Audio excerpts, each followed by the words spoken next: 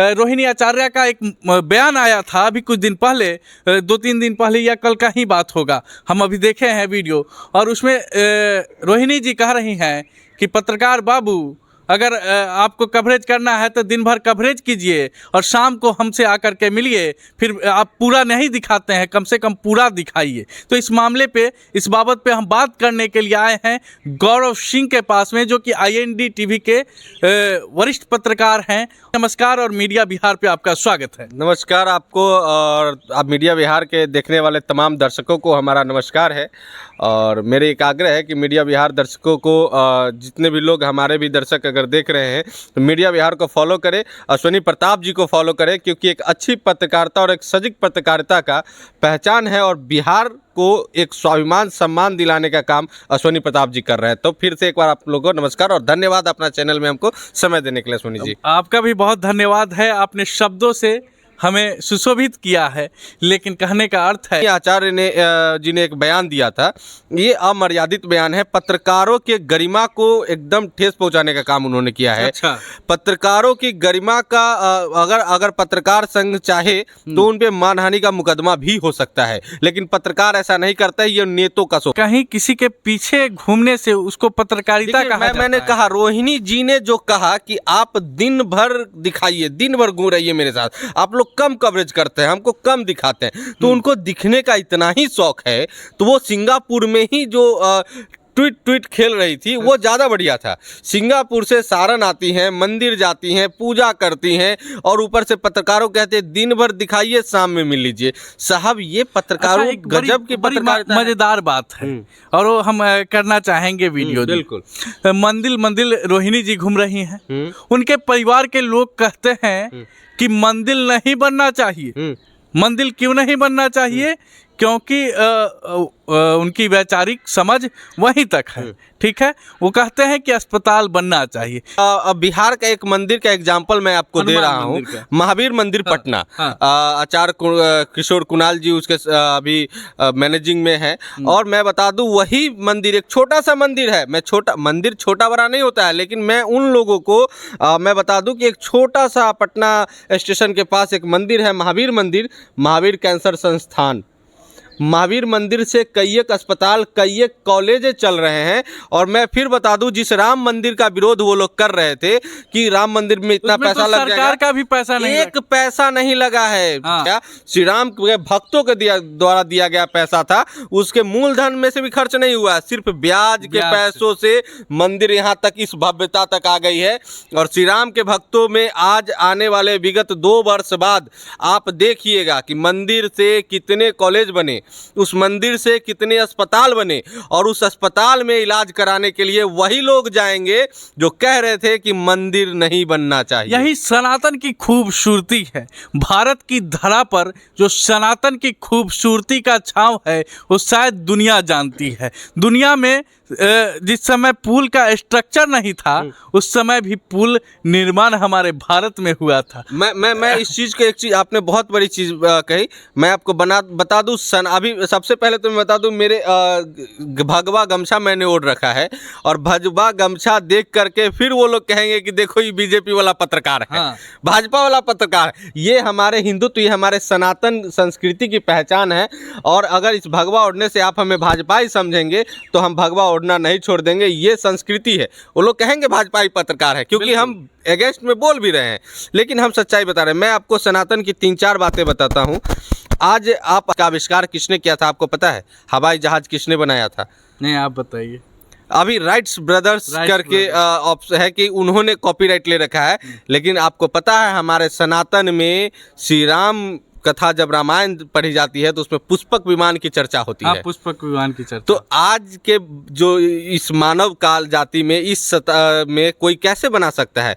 तो वो हमारे रामायण काल से लिया गया है। हमारे सनातन, देखिए आज लोग ट्रांसप्लांट की बात करते हैं, जो ऑर्गन ट्रांसप्लांट की, कि हम ये बदल देंगे वो बदल देंगे। हमारे सनातन संस्कृति में हम लोग शुरू से पढ़ते आए हैं कि शंकर भगवान ने गर्दन काट के गणेश जी का हाथी के गर्दन जोड़ दिया। तो मेडिकल उस समय हमारा डेवलप था। मेडिकल की अगर कोई बात करती है तो हमने वहाँ से सीखा है, तो मेडिकल उस समय हमारा डेवलप था।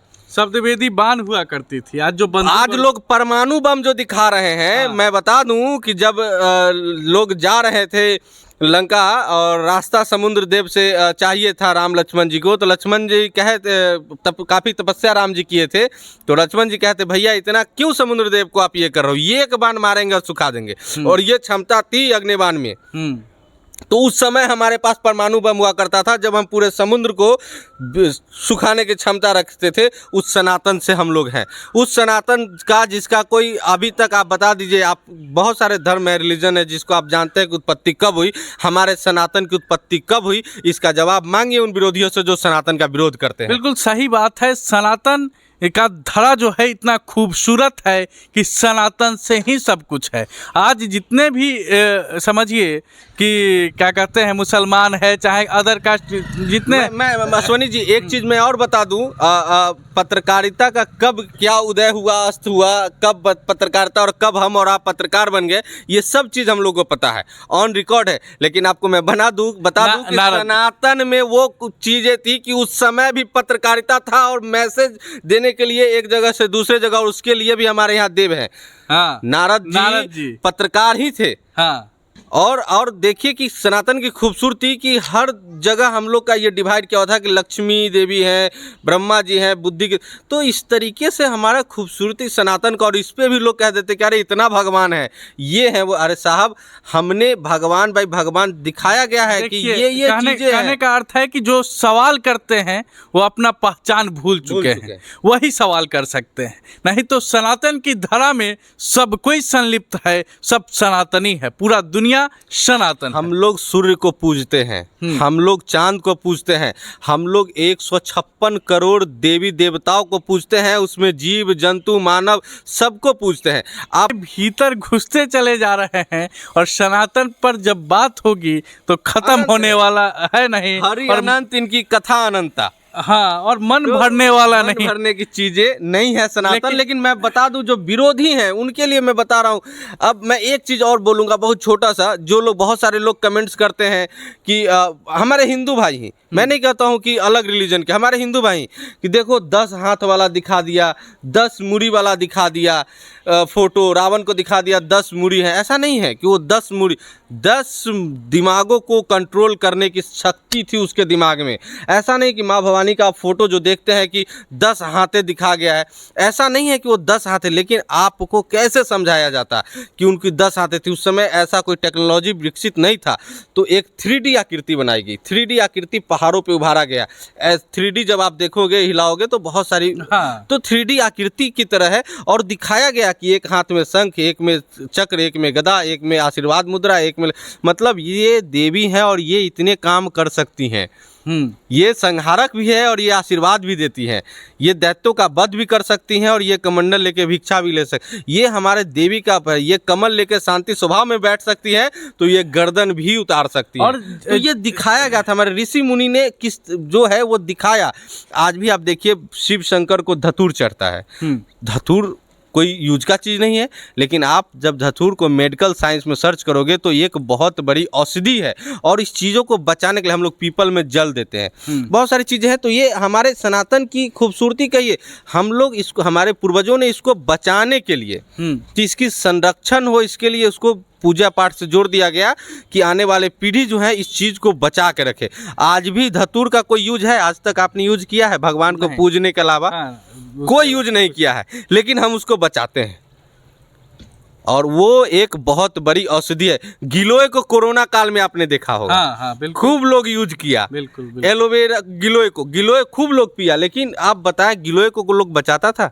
नहीं, वो अपने आप बढ़ते जा रहा। उसको लोगों ने संरक्षित करने का काम, गिलोय का जब पता चला कि आयुर्वेद, तो हमारा आयुर्वेद भी बहुत पुराना, जो हमारा आयुर्वेद जो है वो सनातन के साथ ही चला आ रहा है। तो आज के मेडिकल साइंस जो है उस आयुर्वेद की कल्पना भी नहीं कर सकते, समझ सकते हैं कि सनातन की शक्ति क्या है। सनातन में अगर रोग, समझिए धरती पर रोग है तो उसका इलाज भी है, और आज मेडिकल साइंस और दुनिया जहान की बात करते हैं वो तमाम चीज़ें इस सनातन के सामने फीका है। ये भारत के सारे चीजों को मिटा, नालंदा विश्वविद्यालय को मिटा दिया गया। बिल्कुल, ये रीजन, मैं इतनी बातें, मैं आपको इतनी बातें क्यों बता रहा हूँ? मैं इसलिए बता रहा हूँ कि ये वही नेता हैं